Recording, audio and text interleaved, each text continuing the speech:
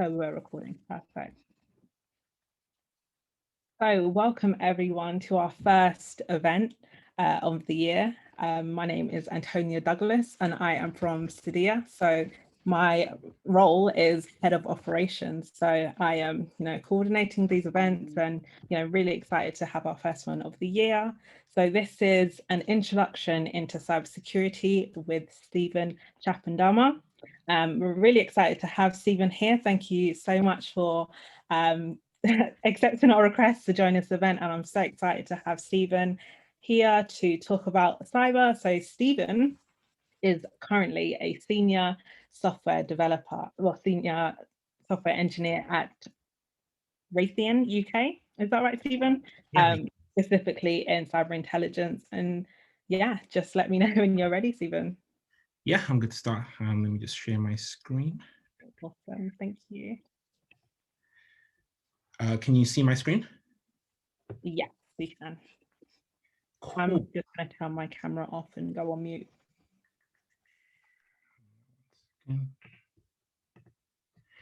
Yep. So yeah, welcome everyone. Thank you for joining us for this introduction to cybersecurity.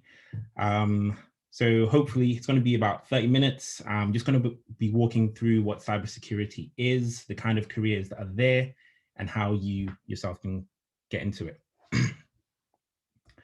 So like Antonia introduced me, I'm a senior software engineer at Raytheon UK. So I specifically work in the intelligence and space department, focusing on DevOps, building out cloud technologies, and just around threat intelligence.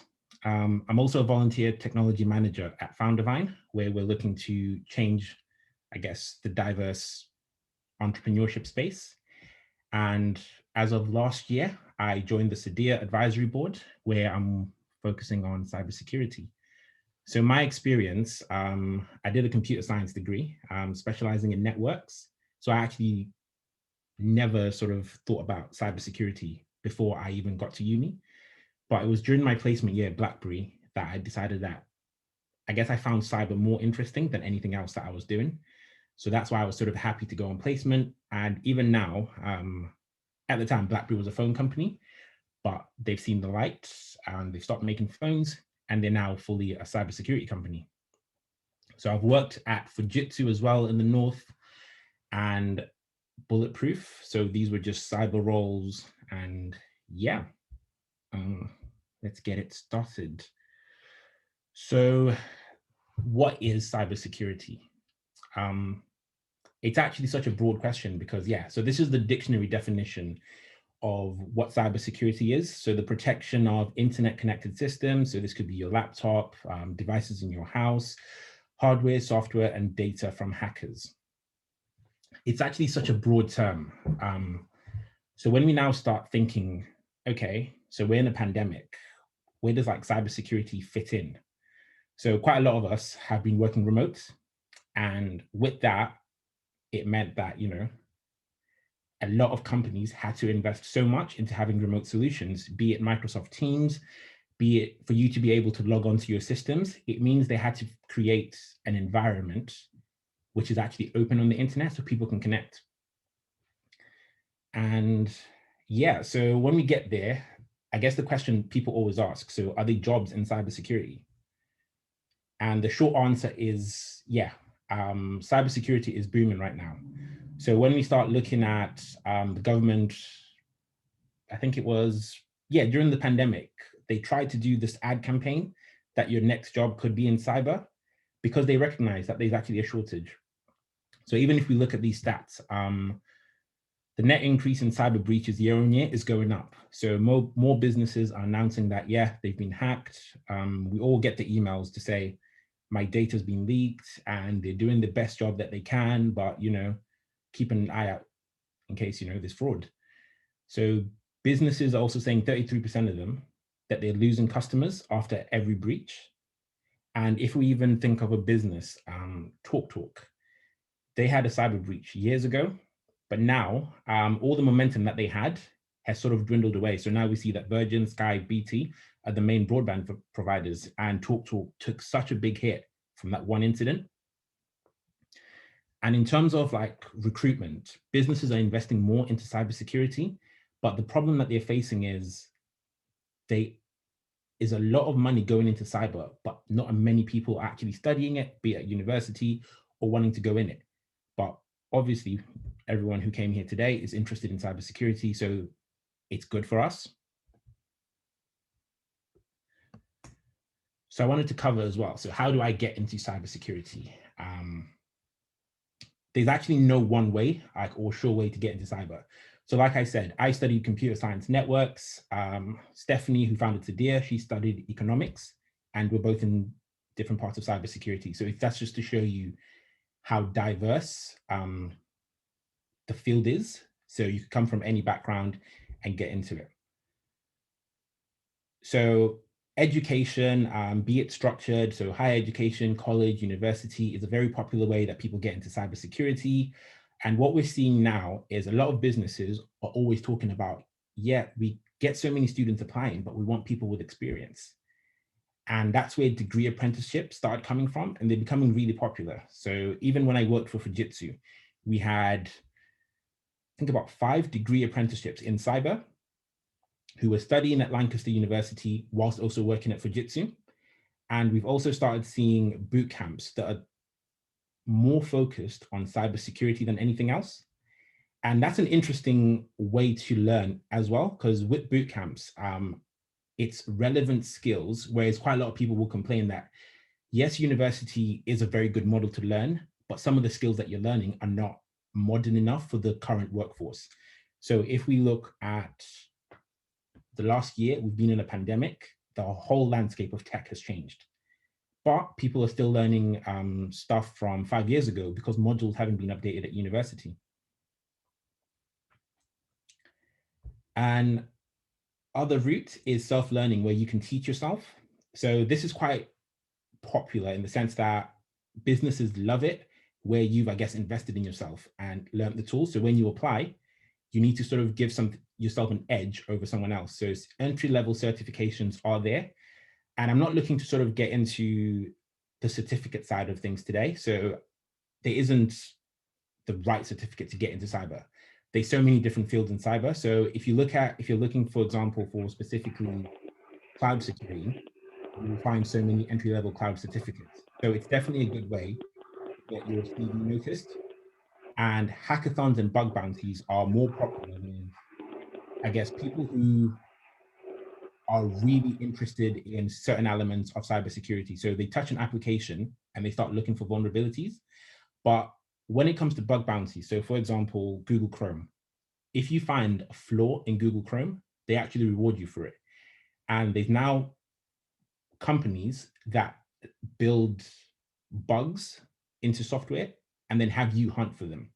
So Hack the Box is a very popular one, where your task is to see who can hack into it the fastest or the best way, and you write about it. When it comes to, I guess, YouTube, you start sort of thinking of Udemy, Pluralsight, all these video platforms where you can actually learn and teach yourself some new skills. And I'm also going to say, in terms of the emojis I'm using in this slide, I started running out because there isn't like emojis for cybersecurity. So yeah, if they start changing, don't blame me.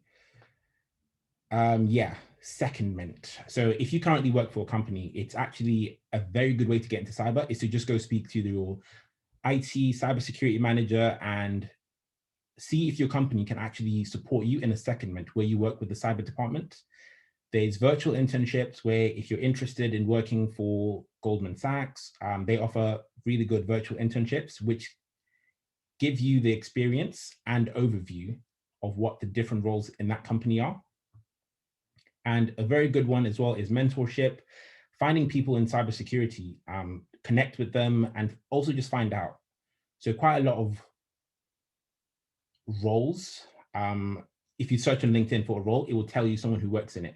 So if you've already got a relationship, just have ask to speak to them for like 10 minutes and find out about their role, how did they get into it, and any advice that they can give you. So what do careers then look like? Because if it's such a broad field, that's, I guess, there's so many entry points. So what do the careers look like? There isn't one, so you wouldn't just say I'm a cybersecurity professional and someone knows exactly what you are. So if I say I'm a developer, people tend to have an idea of what I do. But when someone works in cybersecurity, it can be quite hard to actually tell, oh, what do they actually do? So I'm gonna talk about the team in red. So this is what, I guess, what people tend to see the most when they associate with cybersecurity. So even if we talk about TV, the hackers, fraud, script kiddies. So this is people who find code online and then just run it, but they don't actually understand the impact of it. And in the UK, we have the Computer Misuse Act, and that's the law that they prosecute with when, you know, you participate in these cyber activities. So you're not supposed to hack into systems that you're not in control of or that you own. So when you watch a film, someone always hacks into the FBI, and after that they get a job. Whereas in reality, it's more likely you will get a prison sentence for it.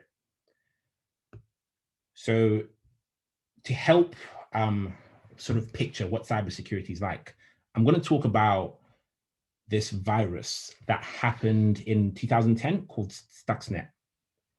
So even now, we're in 2021, when you go to work, it's very rare that someone gives you a USB and says, oh, use this USB on your computer, because you'll find that they've most likely disabled USB access. And it mostly stems from this worm called Stuxnet. So in 2010, the world was aware that Iran had nuclear ambitions, and certain countries were not happy with it.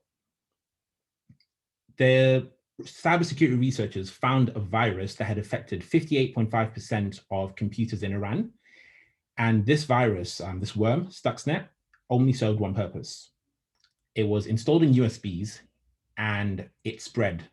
Anytime a computer was infected with it, if you put a new USB in, it would transfer itself to the USB and stay undetected. Eventually, when it found the right computer that it was looking for, it only ever executed just a simple command of, are you this computer? And what it was looking for was a certain computer that used Windows and a software called Siemens Step 7.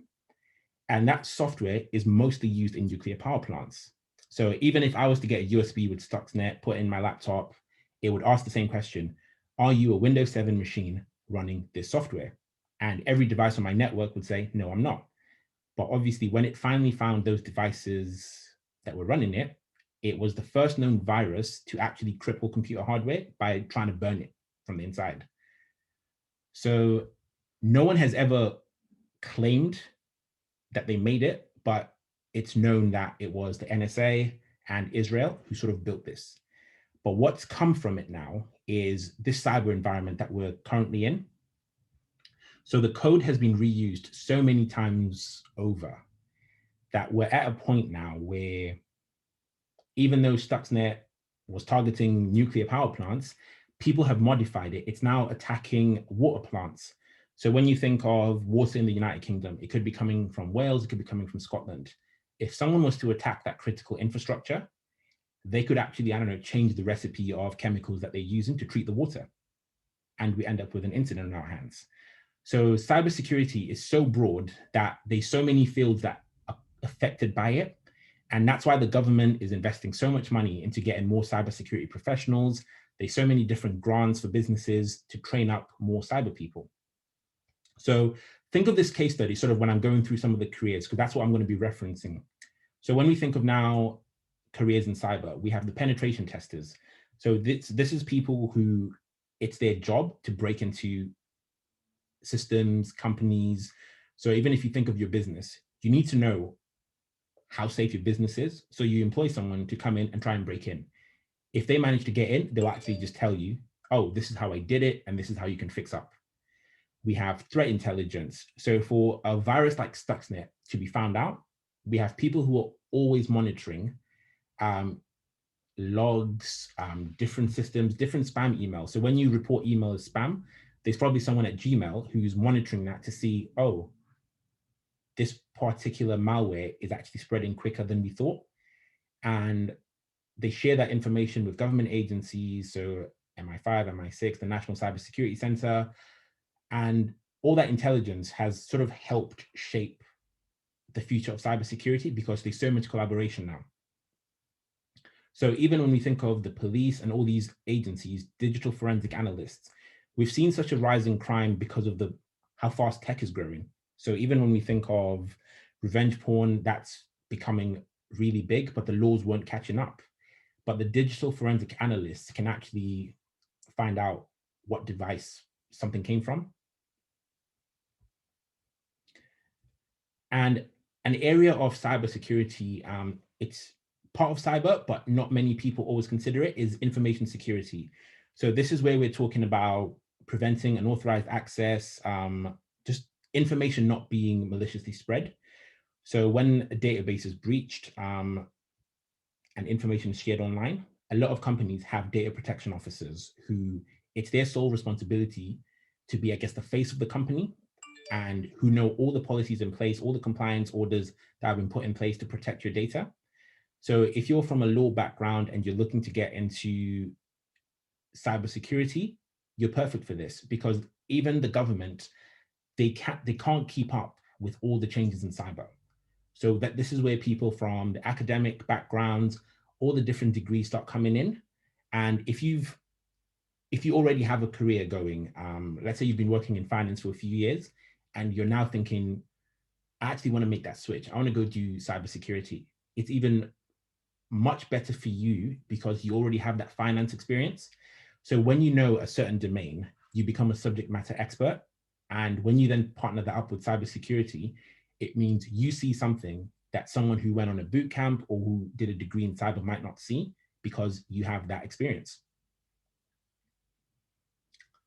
So, okay, hopefully people are still awake and you're interested. So where do you begin? This was actually supposed to be a GIF, but the way Adobe works, it just wasn't working today. And yeah, but you can imagine like Titus moving. Practice makes perfect in cybersecurity. Focus on honing your skills. So if you decide today, like, okay, I want to look at cloud security. As you start watching YouTube videos, Udemy, Pluralsight, if they offer you labs, try and get the labs done because it makes your learning so much easier if you actually try it out yourself. Reading it, yes, it's helpful. You can understand the practicality element of it better if you actually try it out. Sometimes it's not always easy, and this is where secondments actually help. So a junior position in cybersecurity that quite a lot of people start off on is always to do with monitoring. So let's think of a website, google.com. Someone has to monitor google.com to see, is it up? What's happening? What kind of things are people searching for? Are people trying to run code into it? And this is where the junior analysts are monitoring. And when they notice something, they'll report it to a security analyst who will then action it.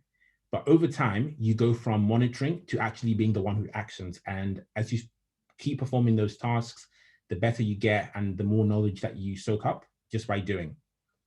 So always remember, when you start learning, practice makes perfect.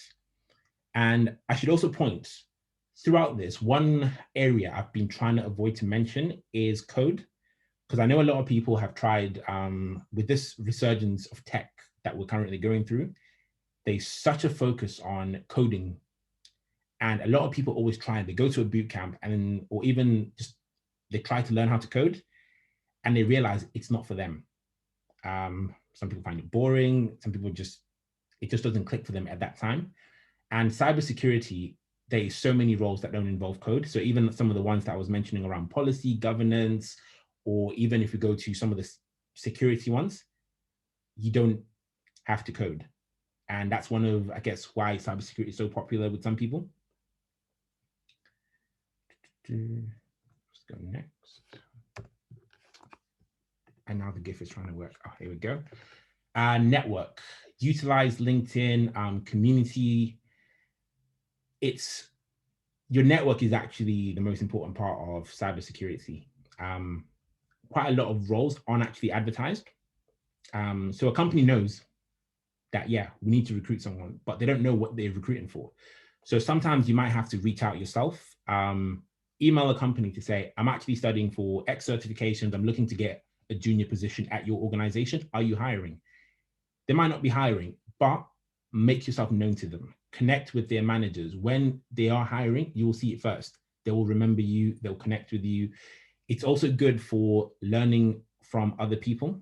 So certifications are a good point.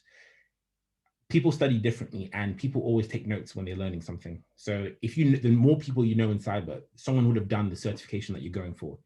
So a few months ago, I was studying for my AZ 500, or I still am. And at my workplace, Raytheon, we have every Tuesday, all the engineers meet up and we discuss what we're studying. So network and talk amongst people in cyber. And I think for the next one, I'm gonna hand it over to, when it decides to go, Antonia. And yeah, she's gonna sort of talk about some of the services that Cydia offer. And yeah, Antonia. Thank you so much, Stephen. Really great presentation, really insightful. I think, you know, being a cybersecurity professional, I've got my camera now. Being a cybersecurity professional, I wish I knew kind of all this stuff before getting into the industry, because yeah, I didn't know any of this information. I think from my perspective, it was more so, hey, there's a great opportunity to be in an industry that's growing, an opportunity to learn, but I didn't know there was so many careers and opportunities out there when initially getting into the industry. So thank you so much for your insightful talk. Thank you everyone for joining. We've had such a fantastic turnout and I'm really happy to see everyone has dedicated their evenings to coming to our event. So my name, again, to reiterate, I think I mentioned it at the beginning of the call, but for those of you who weren't there at the time, my name is Antonia Douglas. I am Head of Operations at Cydia. So for those of you who don't know, Cydia is a career development platform. And our mission is to really eliminate those barriers to entry specifically for Black minority ethnic women. You know, I think it's definitely an industry that we, you know, in the media, in, you know, our corporate days, we see men, white men specifically, you know, moving into these roles, acquiring, you know, senior positions. But, you know, this organization promotes the fact that, you know, it's entry for everyone, really.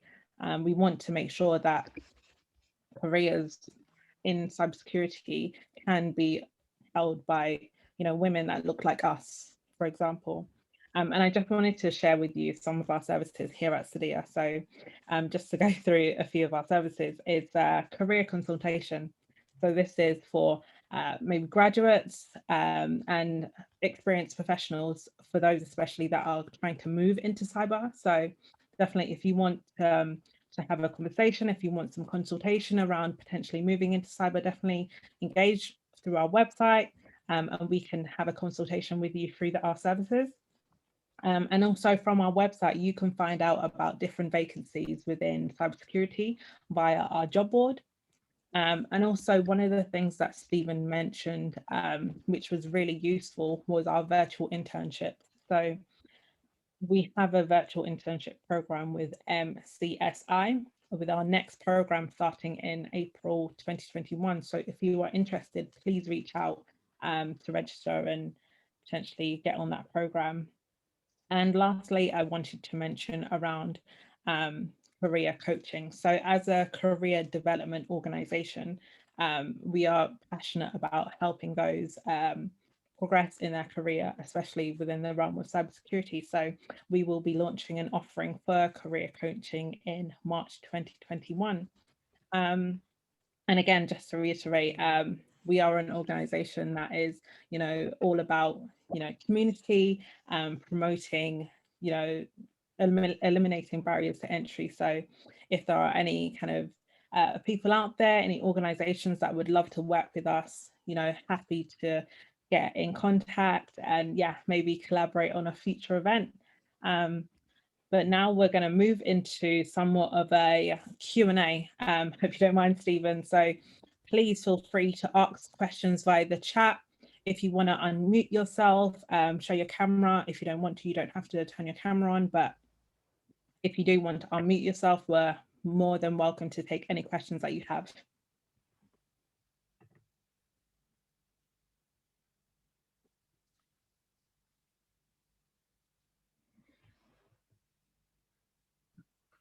Yeah, can I ask a question, please? Yeah, sure, go ahead. Yeah, so I kind of wondered if you're in a tech space where it's not cybersecurity, can you still be in or enter the cybersecurity space without having to take like an extra course or like an extra boot camp, like or anything like that? Can you just enter coming from a different tech background? Okay. So what field are you currently in now in tech? Telecommunications, and I have a bit of a banking background. Okay, yeah, so telecommunications, that's pretty much where I started off, networks. So usually your company tends to have a NOC, Network Operations Center, or SOC. That's a good place to start. So if you can speak to your networks manager, you could possibly do a secondment. So skills in tech are so interchangeable. You can also start looking at certifications. So because you already have the tech background, it makes the transition much easier. So if you think of CISSP, that's a good certification, but that one tends to require 5 years working in the industry. So you could always look at another one called SSCP, and that's Security Systems Certified Practitioner. So you can always look at using certifications within your organization to transition. Okay, cool. But what if you don't have that function? Because I'm more coming from a mobile network. We look at 5G, 4G, that kind of stuff. It's not really telco, whereas maybe you probably worked in, I'm assuming, in a fixed line type company. Okay, yeah, even if it's 4G, 5G, they still cyber threats. So it could be you might have to start looking at jobs at a different telecommunications company. So I know O2 in Slough, they had a very massive security department that focused on, I think they own GIFGAF as well. So yeah, a lot of mobile network companies own smaller companies. So you can always start as well. I see. Okay, cool.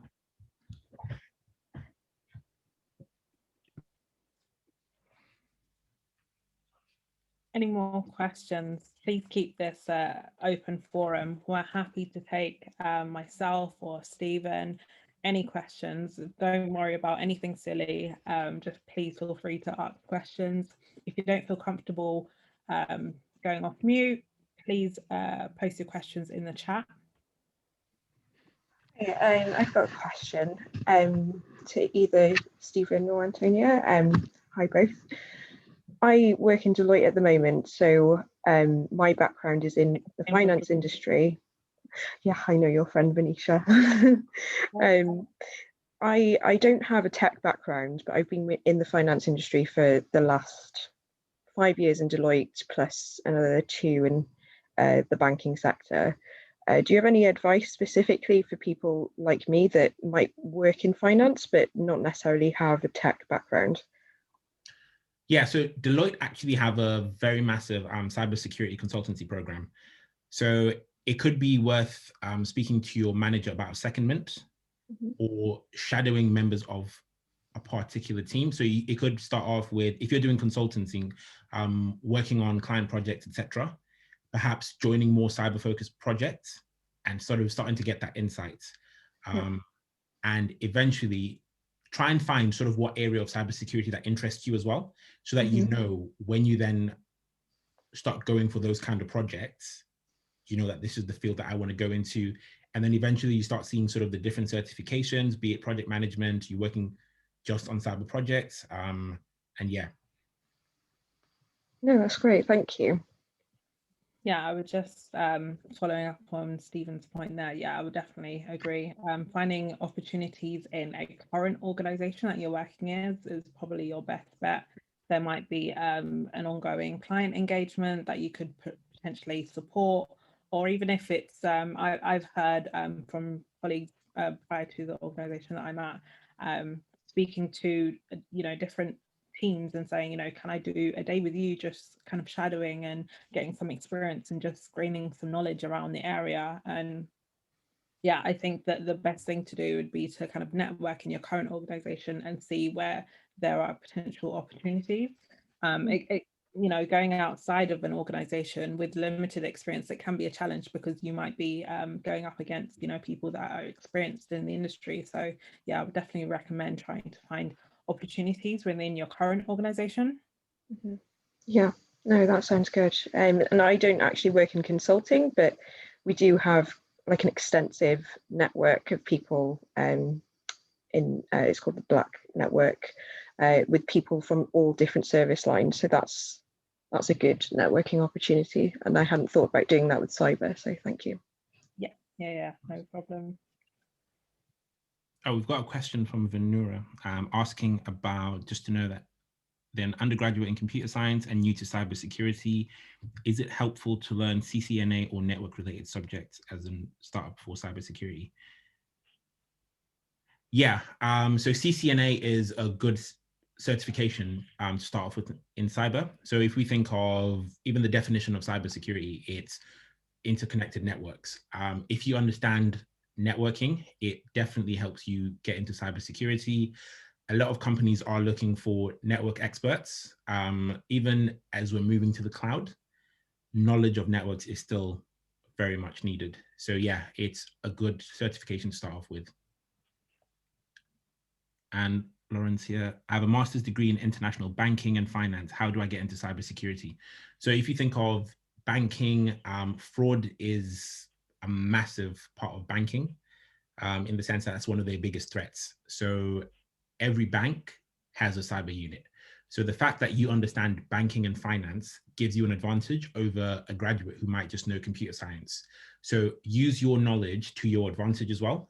So you have it. So when you're, like Antonia said, competing against people, they might have experience, but you also have valuable knowledge in your degree that someone who might have just know cyber won't. So boost it up with courses, go on Udemy, try and find the field that you're interested in getting into. And then, yeah, use your master's as support for that. Yeah, there isn't an age that you can be too old or too young to get into cyber. We've seen people, I think Steph runs coding challenges for kids with Sadia. And Steph, what's the youngest you've had in the coding challenges? If she's still here. 9 to 16. 9 to 16. And yeah, so there isn't too old, because even if we, teams in cyber are always so diverse. So the more knowledge you have, the better you are as a team member. I think also it might have been on the latter side as well. So really young, and then maybe because he framed it as, or someone's framed it as, how old is too old. I wouldn't say there's, unless you're in retirement age, I wouldn't say there's an age that would be too old. I would say the more experienced you are, the better, because even for me, I've been in the industry going on 6 years now, and I feel that I'm experienced, but I definitely do envy those people who have been in the industry for 15 years plus, and they have experience of like mainframes and all this sort of legacy infrastructure. They really have the groundwork because they remember how things used to be and where they are now, and I think that they value the security a lot more than I probably do, because I've grown up with iPhones and iPads, and security to me is like inherently built in all these services that I've used for the majority of my life. So it's never too old or anything to get into the industry. If anything, it's better when you're a little bit older because you have that more of a life experience. But yeah, I would say never too old. Oh, and the next one is from Abdul Latif. I'm currently interning as an IT infrastructure support in Nigeria. How do you suggest I get into cybersecurity? I learned mostly by myself, self-study due to limited resources and opportunity. What certifications will you advise in order of importance? So it depends on what field you're trying to get into. So I did some work with an organization in Nigeria last year. And from what I found out, the climate in Nigeria for cyber is heavily focused on certifications. So start looking at the roles that you think you want to apply for and start seeing what are they asking for. If you're seeing the same certification being asked for every time, it is worth looking into that one. So if you're looking to get into network security, CCNA, that's a minimum requirement for most roles in Africa when you're looking at networks, because they start teaching it at university level, whereas in the UK, it's not, even as you do computer science, they never push you towards certifications. Stephanie, Antonia, do you know any certifications that you could recommend? For entry, yeah, I think Steph is definitely the expert in around the certifications for getting into the industry. It depends on really where you're starting. I think we as an organization, we've spoken a lot about the kind of certifications that you should have in terms of getting into the industry. It's very useful to have, the networking backgrounds it's really useful, you know, the CCNAs, but those are not imperative in terms of moving into the industry. There are the likes of CompTIA security, which is a great entry-level point for gaining knowledge into cybersecurity. And there's various different certifications. So there's kind of SSCP, which is provided by the ISC Squared exam board. And there's a whole host of certifications. I think the best thing to do, I could scream so many acronyms at you about certifications that you could go and research, but please feel free to, you know, engage with us, and we're happy to consult you on the types of certifications that you should be doing.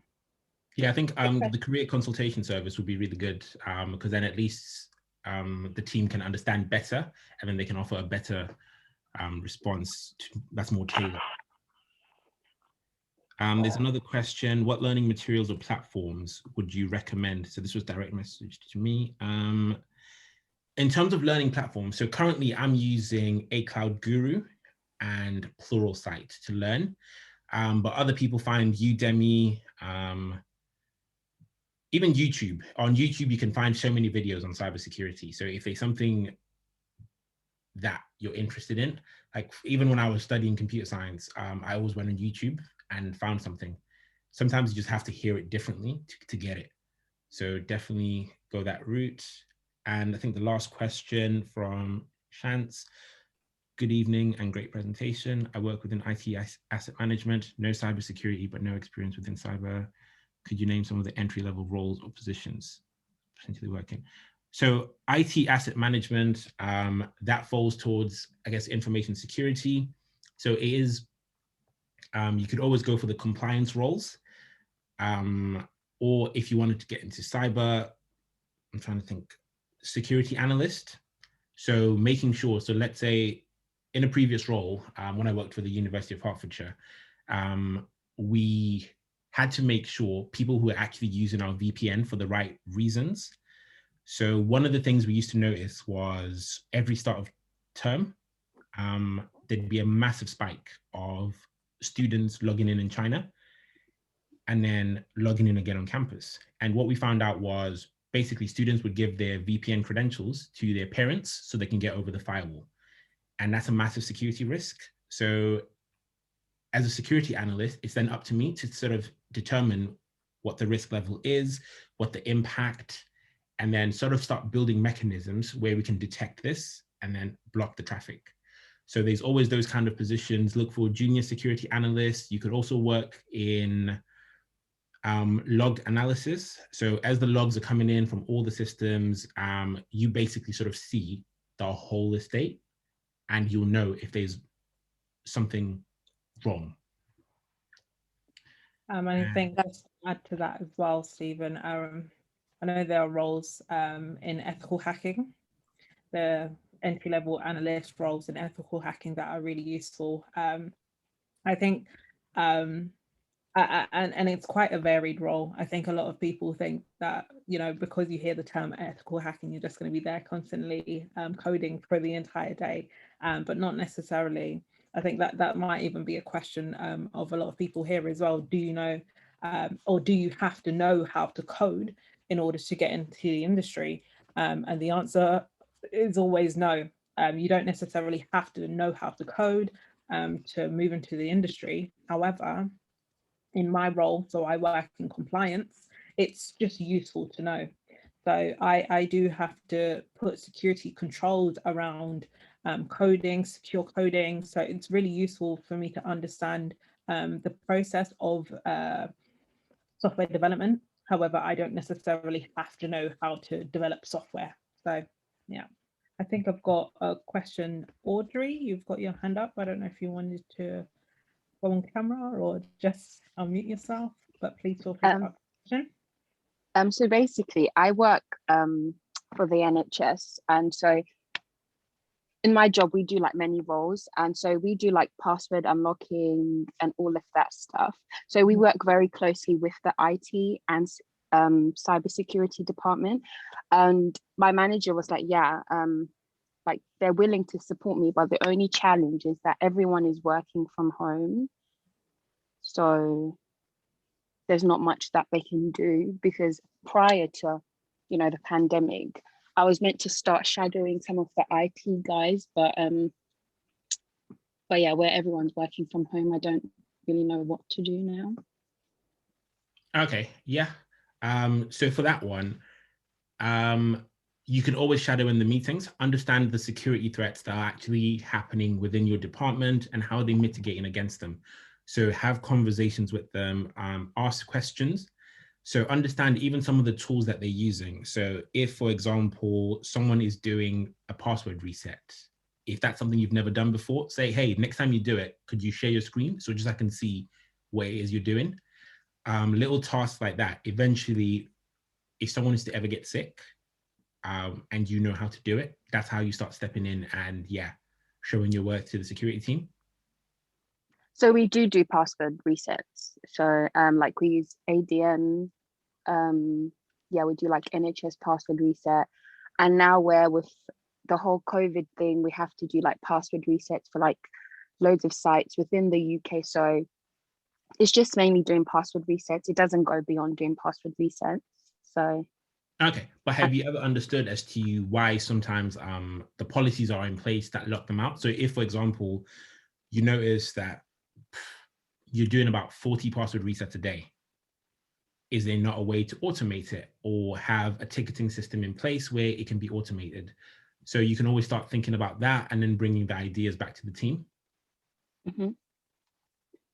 So we do have like, so normally if you lock yourself out, we just advise them that you'll unlock after 30 minutes. If it doesn't unlock, then call us back.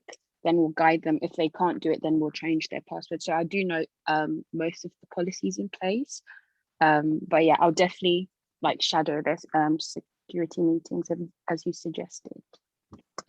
Yeah, definitely. I think the password reset is quite an interesting one, because it seems like such like a day-to-day task, but it's quite imperative in terms of cybersecurity, because it does it can highlight an attack. So brute forcing, you know, that would be someone trying to, you know, constantly try and attempt a different entry login, and they're trying all different passwords. And, you know, if you're identifying someone trying to log in and has failed, you know, 20 times, you know, that is experience within cybersecurity, you know. But hopefully your organization that you work for probably have a lockout limit. So if someone has failed to log in after maybe 10 attempts, it would just completely lock their account. And if they do, that's great. And if they don't, I've given you a tip that you can recommend. Password lockouts there, definitely. It's something that every policy, every policy kind of needs to be in place. Thank you very much. And there's two questions. Are network certifications are best recommended for anyone in the legal department? It depends. So if you're looking to get into networking, the SSCP, I'm going to post a link so people know what one that is. So this is an entry-level certificate that covers quite a lot of domains, and networking is one of them. It's by an organization called ISC Squared. Let me post it, everyone. So this is an entry-level certificate in cybersecurity that covers quite a lot of domains, including networking. So if you're interested, but you're not yet sure, watch some videos, understand the different domains of security, and it will help. And the question from Andre, with companies relying on cloud providers like AWS, do you feel cybersecurity jobs are dying? I wouldn't say no, they're not dying, they're just evolving. So in my role, I'm a senior software engineer. I work predominantly on the cloud. I use Azure and Google Cloud Platform. So our roles have just evolved. Even though everything is on the cloud, it doesn't mean the attacks have stopped. So one of the projects that I work on, even in my spare time, is to monitor cyber threats in Africa. So this is something that I deploy completely on the cloud, where I build honeypots and cyber threats think it's a computer and they attack it. And then I can sort of see the data to understand where we're seeing threats. So if I want to look at Zimbabwe, for example, and see what threats are there, you get that kind of information. So even though everything is pretty much cloud-based, it doesn't mean that our jobs are disappearing. It just means we're becoming cloud engineers. These fields now called DevSecOps instead of DevOps. We build so many different systems and automate them on the cloud now that our jobs will never be redundant. And as we've gone through this pandemic, we've now seen that a lot of organizations are gonna have to make people work from home. It's not cost effective to have offices when most of your staff don't want to work in an office. They've proven now that they can support a business whilst not being in an office. So yes, they'll keep investing in cloud, but they will still need a security team, even if they start having managed services by the cloud providers. There will still be elements where cybersecurity professionals are needed. Okay. Yeah, just sorry to keep asking questions. But one more thing that I wanted to ask was, because I have come from a banking background and I've moved into more of a networking background where we work on mobile applications, and the company that I work for, we currently use AWS. But when I was in the banking sector, because I've worked in two banks where I've noticed that they're quite, their infrastructure is quite legacy based. It's not really evolving with the cloud, the new cloud stuff, basically.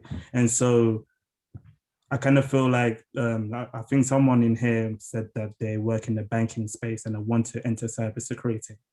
But so is it dependent on the industry that you go into, is what kind of cybersecurity, whether that be cloud or legacy? So let's say if I wanted to go into the banking cybersecurity space, would I have to learn the legacy cybersecurity, or would I have to learn the AWS? Because learning the AWS side of things, I wouldn't be able to apply it to the banking space. You can always future-proof yourself. So even if we start looking at the banking sector, I can use TSB as an example. They tried to move away from legacy systems and it nearly ruined the whole bank. When they migrated, people couldn't log into an account. They were seeing balances that weren't theirs. And yeah, it was a terrible experience for them. But then we're now seeing banks like Starling and Monzo completely Google Cloud-based. They've built new banks on the cloud and proven that you can have a successful bank on the cloud. So it's worth future-proofing yourself.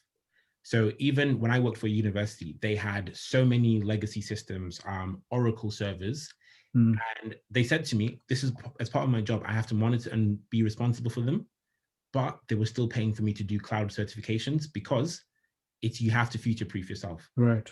Yeah. Okay, thank you. No worries. Hi, I've got a question. Yeah. Basically, I've spoken to you before, and I've recently been given a role that is data governance / data protection, and has elements of IT risk and cybersecurity. It's a lot of things all in one, but the main element is risk and data protection. And I just sort of wanted to know both of you guys's relationships with people that have similar roles to me in your own organizations, just so I can have a better understanding of what my role is, because I don't have any experience in cybersecurity or IT governance, but I have experience in legal and data protection, etc. I actually think Stephanie might be the best person to answer. But in terms of me, so the different roles that I've worked. So when I worked for university, we worked with our data protection officer, I guess, to protect the university's brand. So whenever we roll out systems, we would make sure the university is protected and student data doesn't leak. So sometimes this includes involving them in meetings where we're talking about any front-facing system and how it interacts, what have we put in place to make sure that even if there was an attack, student data doesn't go out. Okay. Antonia? Yeah, I was going to say that data privacy for me it's a everyday interaction. So my role at the moment, I work in assurance. So I will work with software development teams. I will be looking at security controls that they put in place. And as a part of what controls they're putting in place, if they are developing any systems that will process card information, personal data information, I need to engage with data privacy teams and make sure that they've conducted their assessment. So I don't know if you've ever heard of the PCI, payment card industry. That's a serious regulation that organizations such as retails, Vodafone, telecommunications organizations, they are governed by PCI because they process card information, and if they do not comply with the regulatory compliance that has been outlined by PCI, they're at fault for fine. And that's an everyday ongoing conversation that I have with the likes of data privacy teams. We discuss PCI, we're discussing GDPR. If any systems are being developed that will process any personal information, especially if it's customer information, it is critical that data privacy gets involved and performs an assessment. So I hope that answers your question. Yes, thank you. And building on my first question, what sort of advice would you give someone about to enter like their first role? Definitely just go head first into it, jump into it, network. So if there's people on the team who've been doing this, understand what their role is and what their expectations are from you as well, but also make it your own. So if you're taking over someone, sometimes, people may be used to a certain level of working, but, you have to be happy at the end of the day. And where you can, always push for certification. So some internal training is good, but external one means that even if you then decide to leave, you can always leverage that. Yeah, I agree. I'm just going to post something in the chat that would be useful to take a look at in terms of from a kind of certification perspective. But yeah, I agree with Stephen around learning from your colleagues, asking as many questions as possible, and then just doing research, do some research around regulatory bodies and just understanding, especially for the organization that you work for, how are they governed, and just building upon that knowledge. Okay, thank you all very much. No problem. Well, we're at 8 o'clock. Are there any more questions before we kind of go ahead and close? Just one more question for me. How I suppose that all the certifications are quite different in terms of length, but is there a sort of guideline, do you think, for entry level certification in terms of how long it would take, especially if you're looking to study by yourself in a work from home environment while continuing a job? It depends on how you learn. So always try and find, I guess, the best method for you. So sometimes I've started on something on Pluralsight. So it's a training website. And I found that after a while, the American accent starts getting to me. So I have to find someone else to teach something. So it literally just depends. So when I did one of my Azure cloud ones, it took me about a month, 2 months of going through the content over and over again, taking notes, and then just reading. So it just depends on the person. So whereas for some person, it could have taken them a month, it could have taken them 3 months. It's just about finding the medium that's perfect for you. And then, yeah. Also, reach out to people who may have studied it before. So if you know someone in your organization, or even finding a community, contacting Sadia and asking, perhaps they can even put you in contact with an expert who's in that field, and they can help that way. Oh, that's perfect, thank you. And then I've just posted in the chat information around CompTIA. I think if you remember, I mentioned it earlier. So the CompTIA Security Plus, it's suggested that it will take around 3 weeks to do that. And then the CISMP could potentially take up to 5 days with the training center, but self-study could potentially be longer. So those are definitely around the entry-level start certifications. And I think Stephen also posted the SSCP, which might take a few weeks to a couple months to complete, but hopefully Thank you. I was thinking it would take a few years, so that's pretty no, definitely not years. No, it's not another degree. Honestly, certifications are very short-term study. But yeah, definitely not years. Good to know. Thanks. Perfect. All right. Thank you so much, everyone, for joining. If you do have any more questions, please feel free to engage with us on Twitter, on Instagram. Please check out our website, sadia.org. And yeah, I think, yeah, thank you, everyone, for joining, and have a good evening. Stay safe. Yeah, and please feel free, if you have any more questions after this, please feel free to engage. For those of you, I will be sending out a feedback form to just get your feedback on how you felt the event was, and if you had any further suggestions for future events. So yeah, I hope everyone has a good evening and take care. Thanks. Bye. Thank you, Stephen.